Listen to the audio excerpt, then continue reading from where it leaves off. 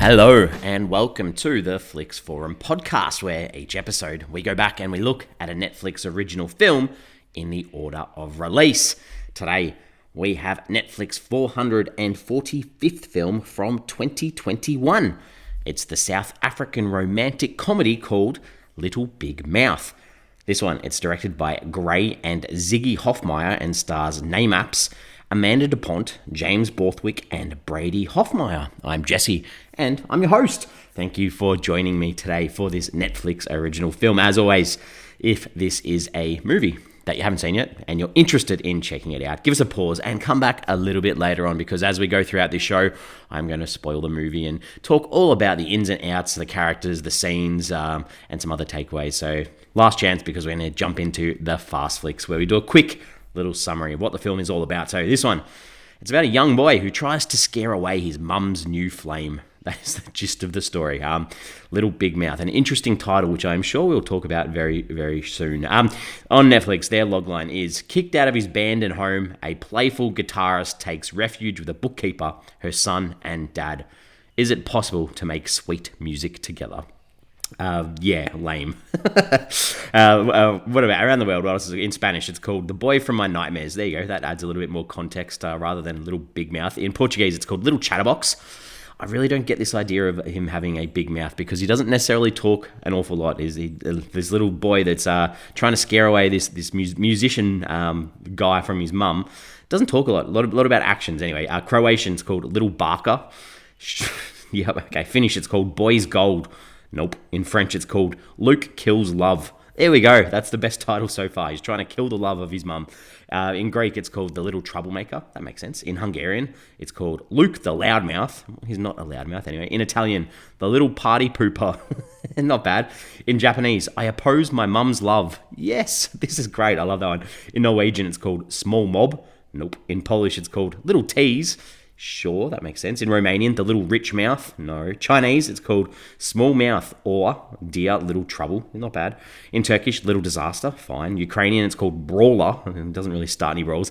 And finally, in Vietnamese, it's called Luke is Super Naughty. Yes, I like it. An actual alternative, or the initial title for the film, was The Trouble with Sia. And that probably makes more sense than Little Big Mouth. Sia being the musician man coming to take this boy's mum away. The father and son duo of Gray and Ziggy Hofmeyr were the directors of the film, and they also wrote the script too. Principal photography began in March of 2021 and wrapped in April of 2021 in Johannesburg in South Africa. We go to the end of September 2021, where it was confirmed that the film would be a part of Netflix's upcoming October slate, with the poster being revealed on the 8th of October, a trailer on the 15th, and the film hitting Netflix worldwide on the 22nd of October 2021. What are the critics and audiences saying about this film? Rotten Tomatoes, there are only 3 reviews from critics, 2 rotten, 1 fresh, so no consensus. The audience, 67%, that's on less than 50 ratings, so not a big consensus there. If we go to IMDb, there's only 231 ratings. Wild, very low. 4.3 out of 10, so low on that end too. Letterboxd, there's no actual consensus either. It's only been logged by 173 people, and there's nothing on Metacritic. So you'd have to say, I would say, not many people have seen this film, but I'm one of those people. So you're going to hear my thoughts. What do I think about this film? I think my early thoughts would be, there's probably various moments where I just couldn't shake the feeling of this being a cheap made for television movie. Its heart's in the right place, but it just doesn't really go anywhere. So it's fine, it's nothing special, but let's get into it. The directors, I spoke before, so father and son duo. Gray Hofmeyr I think is the dad. He's got lots of writing and directing credits from South Africa. Stands out, looks like he did this trilogy of films called Mr. Bones, directed, written, etc. The son Ziggy, only 5 directing credits, so I guess trying to make a bit of a name for himself there. The characters in this film, there is not an awful lot that I can say about the characters, to be honest. If we talk about Mel as our first character, she's the admin or the bookkeeper worker at this school, and she's trying to provide not only for her son, but her father. They all live in this one house. Her husband's passed away. She's single mumming, lives with a dad who's a bit of a grump himself. His name is Frank. He drinks, he gambles, a lot of online gambling, but he's super protective of her too, so nothing's going to be good enough for his daughter, and he sort of teams up a little bit with his grandson Luke throughout the film to scare anyone off who gets a little bit too close to his daughter Mel. we'll talk about Sia. Sia is this free-spirited, no-commitment, rule-breaking muso. He gets kicked out of his band at the start of the film because of his uncontrollability and, by the sounds of it, a little bit of a dependence on alcohol that he claims to have just magically broken. So he sort of is lucky that Mel seems so nice to just take him in and let him stay at their place for a little bit, which sort of leads to these feelings between the two, I guess, and possibly a little bit of a connection through music. It's revealed that, yes, Sia's in this band and he wants to be a rock star, I guess, but Frank, Mel's father, was a muso. Mel can sing, so there's something there that might connect. Especially with the distance that's created between them by Luke, Mel's son, who very early on is very impressed by Sia with his musical skills and the way he performs. But once Sia starts getting a little bit closer to his mum, he becomes more angry and agitated, and this is probably more the fact that it appears to him that someone's taking his mum away from him. So he tries to scare Sia away through a range of pranks. And I think by the look of the cast, this is the son of one of the directors. So there you go. Very, very interesting there. Seti is the only other one I'll talk about. He's this sidekick, I guess, love interest that's thrown in there that seems a bit posh, is a bit tough, a bit over the top. He keeps taking Mel out on dates, and it seems to be just because her father approves of this. It doesn't seem like there's any interest from her in him at all. Let's talk about some scenes. What worked, what didn't work. I'd like to see there's a moment where he's busking and he's passing out pamphlets for his music, and someone's like, the radio's free. That was funny. That was a good little one-liner. Luke, he puts chocolate sauce all over his face one night and sneaks into Sia's room to scare him away by saying, "We don't want you here, go home and don't tell anyone, or you're lame if you tell an adult of what I've done." And I was like, who is this kid? And I thought that was a good little setup, but then the pranks that followed up were a bit too repetitive, and we'll talk about them in things that I didn't like. I did like Mel and Sia. There's a moment where they're getting a little bit close by the pool, and she's like, "I don't like smokers," so he throws his dart in the pool, and then he offers to brush his teeth. I don't like this scene. I don't know why I put this in. That was lame. As well as like the fact that they were about to kiss, it just felt a little bit off.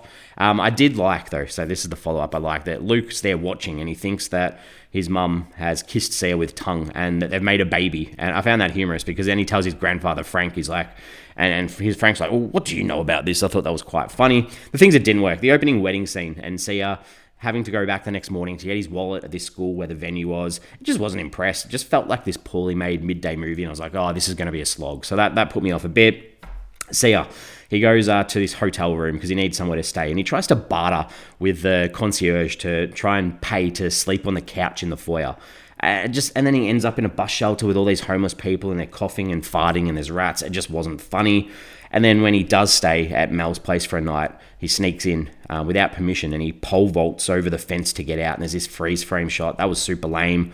At Luke's pranks, I mentioned this before, he puts mosquitoes in Sia's room, he puts glue liquid in his shampoo, he urinates in the alcohol, puts a scorpion in his pants. None of these things worked. None of them were funny.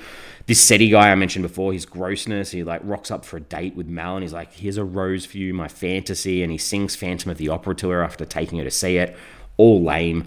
The whole multiple storylines of Mel and Sia are about to get close, to get into it in the hotel, and then they're in the bed and she's like, "I've got some premonition or something, that something's not right." So they race home and Frank's so drunk he's passed out, and Luke's crushed up Frank's medicines and taken them and given himself a health episode, and he set the cubby house on fire. It just felt random and not needed, to this big sort of event at the end of the film that wasn't necessarily needed. And then this follow-up of Sia pretty much doing all the right things to support Mel with her son in hospital, and she's just like, "Leave me, I can't have you around me." It wasn't his fault, it just felt off. And then Seti, afterwards, he's obviously works at the hospital, and he rushes and helps out, and he calls Mel afterwards to sort of check in a bit, I guess, on Luke, and he's like, "Well, we need to put your dad into a nursing home," and he's like, and she's a bit shocked, and then he's like, "Oh, sorry, I've got to end this call because my mother's on the other line." That was laughable. And then the final scene 1 year later on, where all of a sudden they're back together, they're a duo. Mel and Sia are on stage together. Frank's their manager, and then the costuming of Mel, it was very promiscuous, and it just never felt like her the whole film, and I don't know, it just felt a little bit off. Some themes, some ideas in this film. The idea, I guess, that friendships and how these can turn into more, a bit like love, I guess, and listening to your heart, that's an important thing.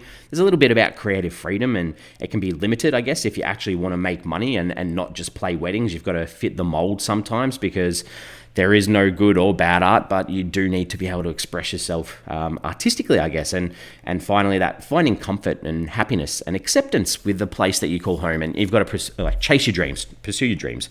What else did I take away from this film? The music. I guess there's a lot of music in this film, but none of it really left a lasting impression on me. Yes, they can all sing nicely, but so what? It didn't really add anything to the narrative of it all. So disappointing on that end for me. We often have a moment where we say, oh, did we jump on IMDb to check any of the cast out? I didn't check any of the cast out, but there's this word that's used by Frank, the grandfather, calling Sia a scolly. And I needed to look up what this meant. It's obviously a word that's used in South Africa. And I was like, what is this? And I looked the definition up, and it's a coloured street hoodlum or petty criminal, often a member of a gang.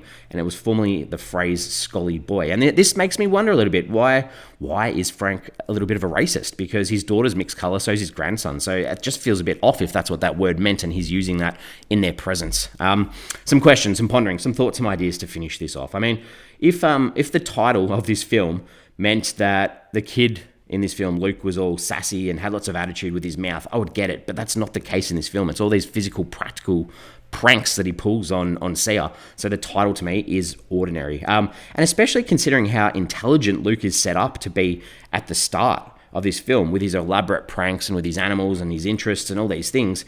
And then all of a sudden at the end of the film, when his grandfather's passed out, he sees Frank's heart medications on the bench and thinks that they're like candy, and he crushes them up to put on an ice cream. Please, that didn't fit very well. And the same, like at the start, Luke's so impressed with Sia, and he's yelling out Axel, like the idea that he's from Guns N' Roses, but isn't Slash the guitarist? So that confused me as well. And I thought, like, maybe this film's about being true to yourself, and because Sia, he loved rock and roll, but then at the end in that final scene, he's rapping, so he sort of changed to fit in, which is a little bit of a mixed message. Anyway, I'm ready to wrap this one up. We give the film a rating out of 5 on the show. For me, I think its heart's in the right spot, but it just doesn't know what it is. It's like a family film, but it's a bit too dark for that, and it's not quite heavy enough for adults to really enjoy. So, unfortunately for me, I'm giving this a 2 out of 5. Not a great score. It might be worth your time if you just need something soft in the background to watch. Other than that, we are on socials. We have Facebook, we have Instagram, and X, formerly known as Twitter. Give us a follow, give us a like if you can.